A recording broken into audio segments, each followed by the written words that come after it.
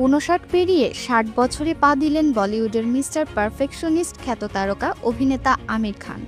৮ বছর ৮ মাস বয়সে ক্যামেরার সামনে দাঁড়ান এই বলিউড সুপারস্টার। আর ২৩ বছর বয়সেই নায়ক। আমিরের চলচ্চিত্র ভ্রমণ আজও চলমান। ১৯৬৫ সালের ১৬ই মার্চ এই সুপারস্টারের জন্ম। তার পুরো নাম মোহাম্মদ আমির হুসাইন খান।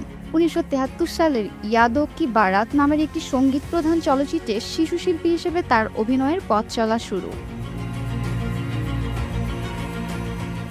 নায়ক হিসেবে আমির খানের আবির্ভাব ঘটে ১৯৮৮ সালে নির্মিত বিখ্যাত চলচ্চিত্র কায়ামত সে কায়ামত থেকে। ছবিতে জুহি চাওলার বিপরীতে অভিনয় করেছেন তিনি। এরপর আর পেছন ফিরে তাকাতে হয়নি তাকে।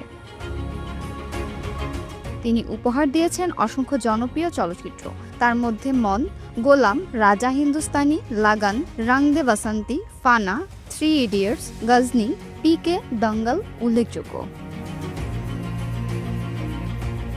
২০০১ সালে আমির খান ছবির প্রযোজনাতেও নাম দেখান। তার প্রযোজিত প্রথম ছবিটি হচ্ছে লাগান।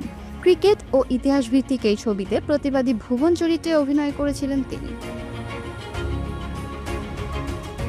জীবনের ৬টি দশক পার করলেও তার চেহারায় এর ছাপ নেই। তাকে এখনও চকলেট হিরোর মতোই দেখতে। আজও তিনি হাসলে অনেক নারীরা প্রেমে পড়ে যান।